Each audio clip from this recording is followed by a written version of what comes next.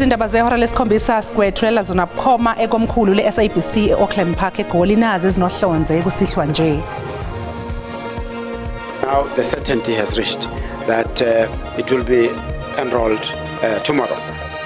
I-NPA izophindisela enkantolo yemantshi yaseDelmas kusasa icala lokufuna ukufumbathiswa ngezigidi zamarandi elibhekene nosomatekisi uJoe Ferrari Sibanyoni nabanye abathathu elachithwa ngesonto ledlule. What we have found is that of the 300 individuals that are on that list, we only found 10 of them being legal in the country. Ihambile namhlanje indiza yokuqala ebithwele amakhulu abantu abongumsinsi wokuzimilela kwelaseGhana abebehlala kuleli. Democratic vitality of our country is dependent on each voter marking a ballot on 4 November. Komishana yokhetho eyimele yethule ngokusemthethweni umkhankaso wokhetho lohulumeni beyindawo oluzobanjwa mhla zizini insuku kulwezi walonyaka.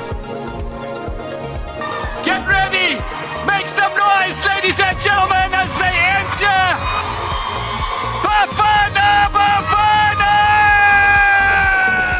Umqeqeshi Bafana Hugo Broos uzomemezela iqembu leBafana Bafana elizoya emqhudelwaneni wendebe yomhlaba maduze nje kanye nomengameli wezwe uCyril Ramaphosa ePitoli. Ngikubingelele umbukeli ngikwamukele indabeni zehora lesikhombisa igama lami nguNoxolo Mamtshali wakwamwali ihlabangane limhlophe qwa uza kwethu ositolikela ngolwimi lwezimpawu uSinovuyo Fihlani ake sibheke ukuthi sikuphathele ziphi kusihlwa.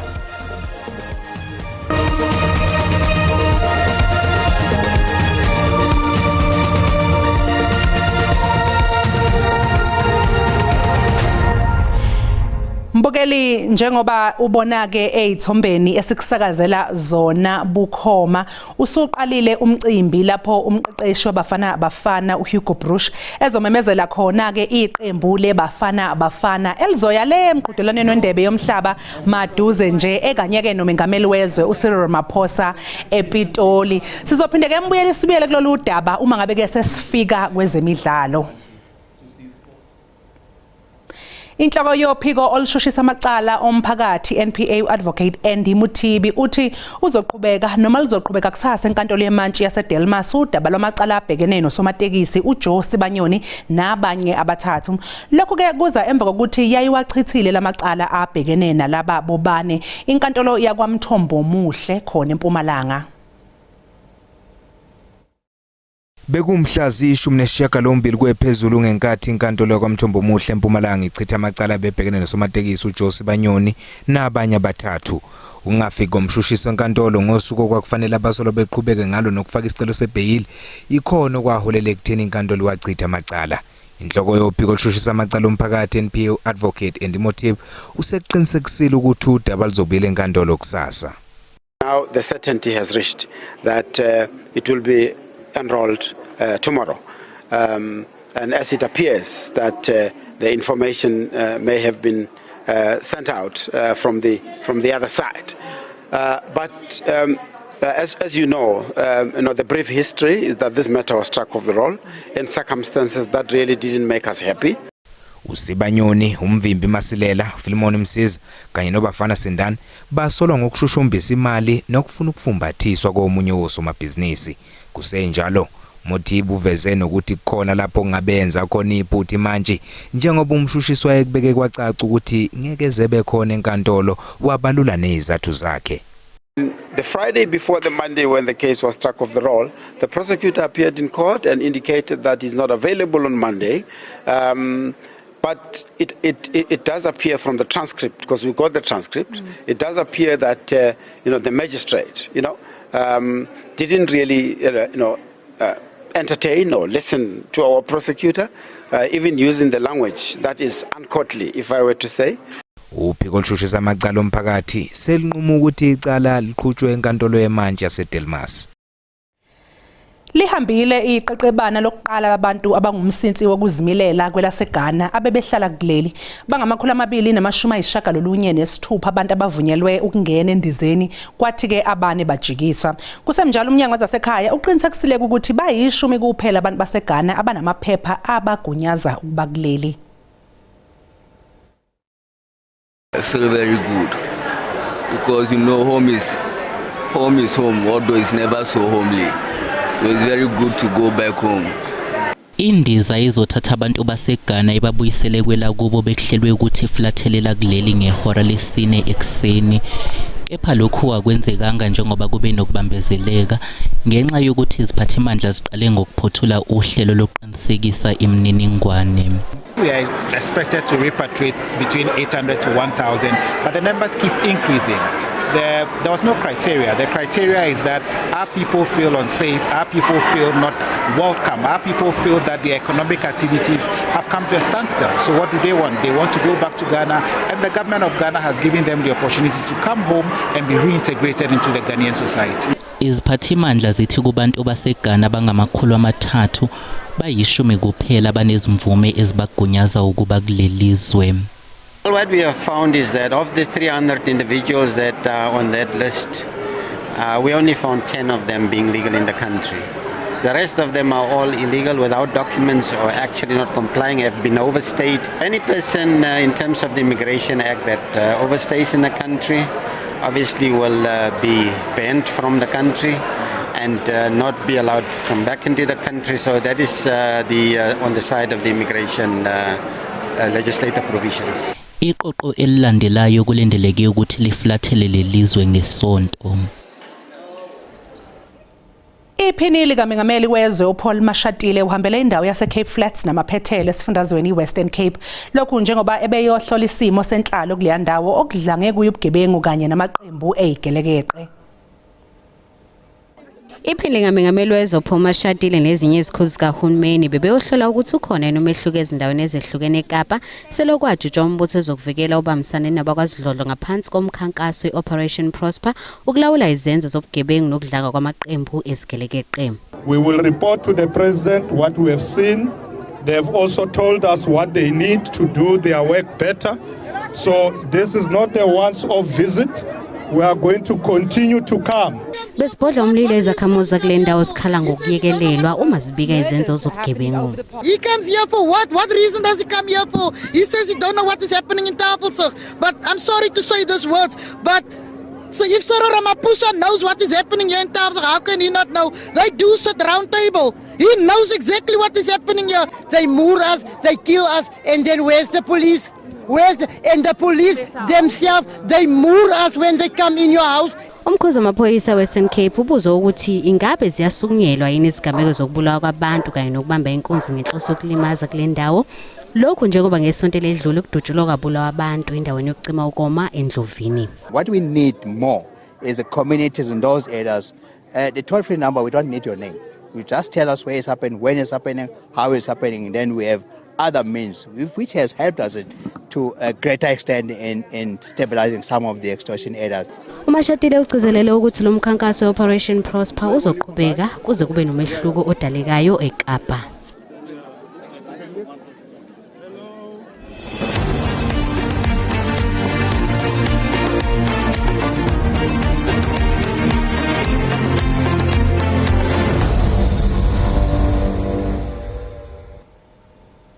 Ikhomishana yezokhetho eyimele iIEC yethule ngokusemthethweni umkhankaso wokhetho lohulumeni beyindawo oluzobanjwa mhla zizine kuLwezi walonyaka emcimbini obubanjelwe eMidrand namhlanje. Show up and register to vote. Ikhomishana ezimele yengamele ukhetho iIEC isiqalile ukulungiselela ukhetho lohulumeni bezindawo. Lokhu ikwenza ngokusebenzisa izinhlelo zokusakaza ezifana nama-podcast kanye nokubhalisa ngohlelo lwe-internet ngenhloso yokugqugquzela abavoti ikakhulukazi intsha ukuthi ibambe iqhaza okhethweni. The campaign we are launching today encourages every eligible voter to register and vote on 4 November because it is no exaggeration that democratic vitality of our country is dependent on each voter marking a ballot on 4 November. Cishe izihlalo eziyizinkulungwane eziyishumi kanye nomasipala abangama257 abazobe bebangwa ngamaqembu ezombusazwe ngama58. just under 24,000 registration stations across 4,488 wards will open over 2 days to enable citizens to register, to verify personal details, and to ensure correct registrations. Impela sonto yokuqala yokubhalisela ukuvota izoba mhla zingama-20 kuya mhla zingama-20 nomuvo kwezokwethwasa. Don't get left behind. You can register here. Mbukelo kwamanje sosike iqu 8 sizobuya ke emva kwekhefu.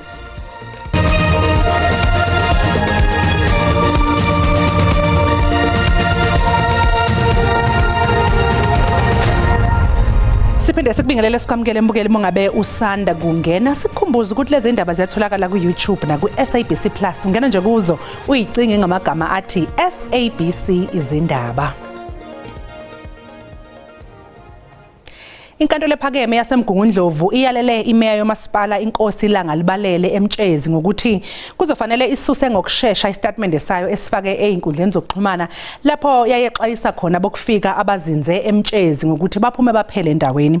Osomabhizinisi bokufika abangaphezulu kwama-80 eMtshezi banikele enkantolo ngenhloso yokuvimbela umnqamlajuqu wemeya uMduduzi Miyeza.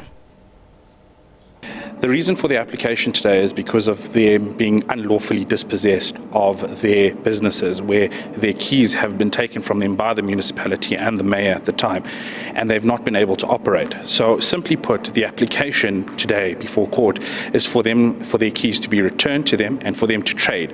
This application is not about stopping or preventing lawful policing or lawful immigration checks or anything that needs to follow lawful procedures. The mayor has 48 hours to sit down, consider his Facebook page, and look at those statements that he believes that may be, amount to hate speech, and then remove those statements.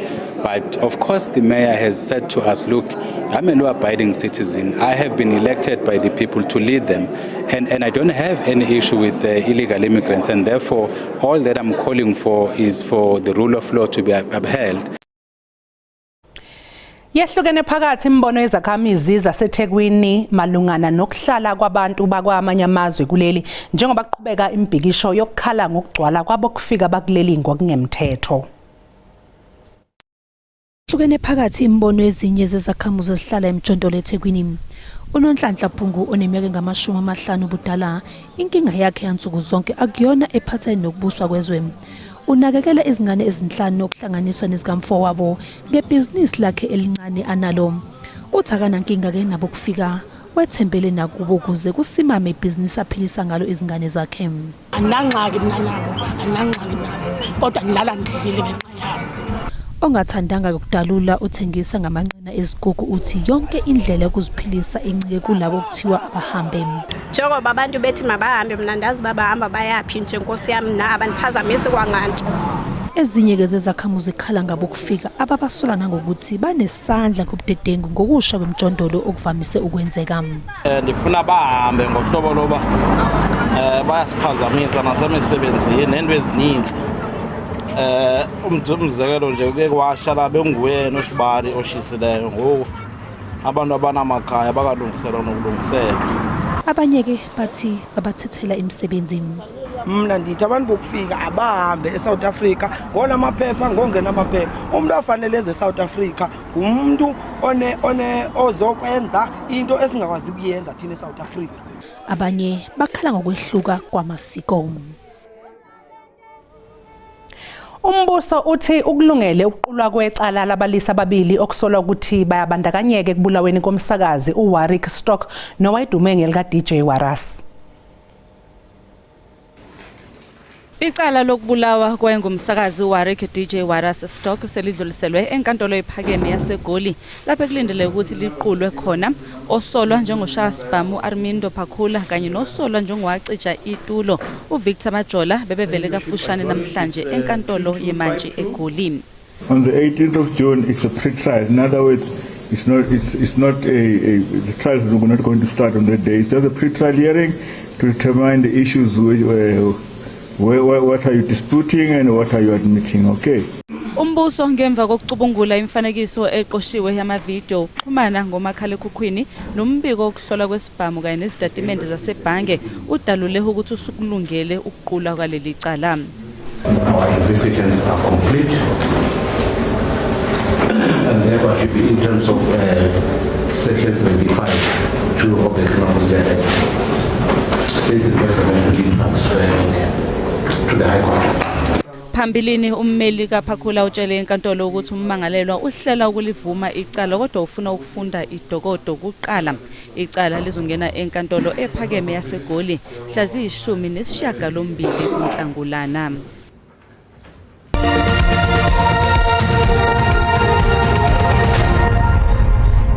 Maduze nje umqeqeshi weBafana Bafana uHugo Broos uzokwethula iqembu labadlali abangama-26 abazomela iNingizimu Afrika emqhudelwaneni wendebe yomhlaba maduze nje kanye nomengameli wezwe uCyril Ramaphosa. Ukuzokabanzi kembukele ngalolu daba njengamanje ke sixhumane nomethuli wezemidlalo khona lapha eSABC uMawande Matheza.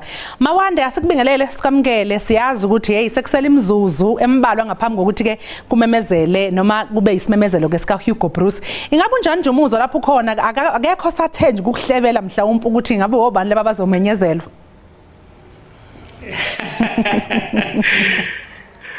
Enkosi kakhulu noxolo manibulise wena nababukeli emakhaya akho mntu othethendo kumuntu dizamile kodwa kwaye imini enkulu lena ide yafika oko silindele since iBafana Bafana ibizibikele indawo kwindebe yehlabathi ngoNovember ophelileyo. Lusuku olukhulu olukakhulu kubadlali nabalandeli beBafana Bafana njengokuba iqela lokugqibela elizawudlala kule ndebe yehlabathi ezayo kulonyanga ozayo lizawubhengezwa ngokuhlwa nje kusele nje imizuzwana embalwa ze umqeqeshi uHugo Broos albhengeze eliqela lakhe. Manithathe lithuba ndithethe nentatheli yethu yezemidlalo uSifiso Ramara. Sifiso ndiyabulela ngothetha nathi. Benifuna ubuza wena ba ulindile ndoni namhlanje? Ndibulise kuwe Mawande nakubabukeli emakhaya. Njengoba ushilo usuku besilindele isikhathi eside kakhulu kodwa into engayisho ukuthi kwamele silindele ama surprises. Sibonile abadlali abane bebakule qembu elidlale kuAfcon ekuqaleni kwalonyaka eMorocco abakwazanga ukuthi bayenze le preliminary team. Lokho kubonisa ukuthi anything is possible. Kwamele silindele nanoma yini Mawande. Njengoba uthetha kule preliminary team bekho isquad sabantu abayi-32 sizawukerwa namhlanje kubekho abayi-26 abakhethwayo kule 6 ezawuphoswa kuzawuba buhlungu kangakanani kubo?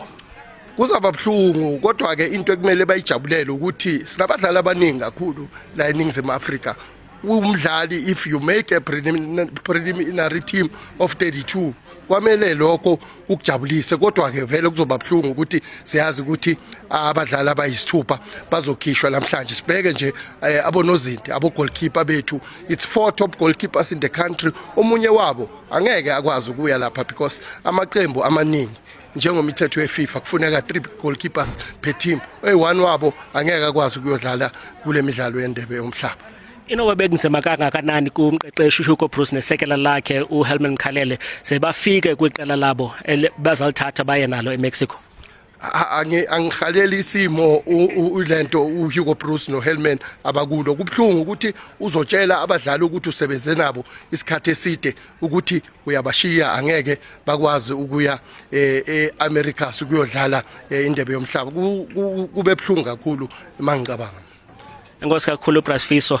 Manje nikhumbuze ke emakhaya kuba kusheke nje iveki ezimbini zeBafana Bafana ehlale kumdlalo wokuqala kwindebe yehlabathi apha izawudlala neMexico ngo-11 kaJune.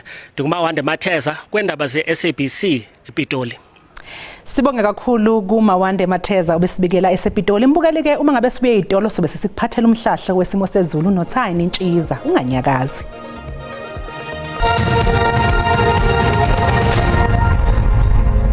Nginibekele babukele emakhaya ngiphinde nginamukele kwisimo sezulu sanamhlanje kwesihlwa ake sibethe sime kanjalo phengeleke nje izulu kakhulukazi Marbecks ekhona ke nje esifundazweni eKwaZulu Natal ngasho nje silibhoze ngamafuku nje izulu Marbecks ekhona ke nje esifundazweni Eastern Cape kuye njalo nje Bloemfontein singalindela ke nje lamathuba emvula angathene ngasho nje ukuthi umkhemezelo Marbecks ekhona ke nje eKapa lodumo kanti ke kusasa eqaphela nje la yankungu ekhasa phansi khona ke nje kweli kaMthaniya sakhona ke nje lamathuba emvula amancane ngasho nje ukuthi umkhemezelo emthatha kuye njalo nje eKapa lodumo khona ke nje kusasa kanti ke amazinga ukushisa kusasa ame kanje kakhulukazi Marbecks ekhona ke nje eGoli eSoweto kanti ongazaduma ngasho nje ukuthi lifudumele ngo23 kepha ke ebusuku liyabanda ngo7 ithanda ukuthi nje fudumala ke nakhona ke nje Pretoria singawulindela nje u24 mobheke nje khona ke esifundazweni iLimpopo amazinga ukushisa ame kanje liyashisa ke eMosina ngawo u30 kuye njalo nje eGiyani liyashisa ngawo nje u30 kepha ke ebusuku ngasho nje ukuthi lifudumele nje ngawo nje u19 Mobheke ekhona ke nje esifundazweni eMpumalanga amazinga ukushisa ame kanje lithanda ukuthi nje lipholeke eEmelo ngo22 kepha ke nje Mobheke ekhona ke nje eMbombela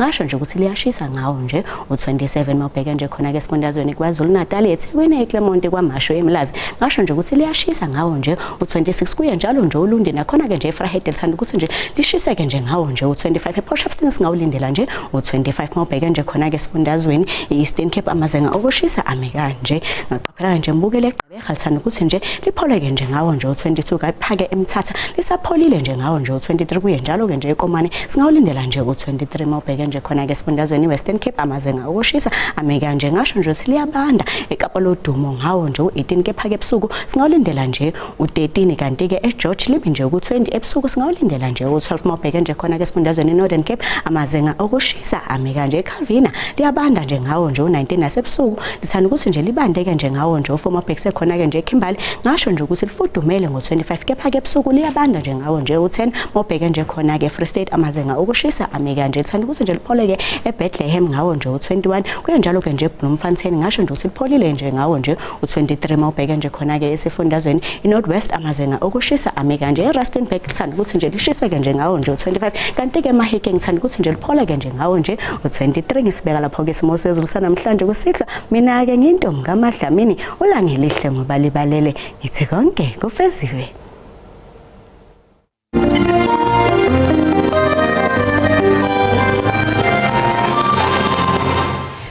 Mbukelisi sibeka lapha bese kuphathele zona kusihlwa kusasa hlangabeza oza kwethu nezindaba ngolwimi lwesiXhosa ube nobusuku obuhle usale kahle.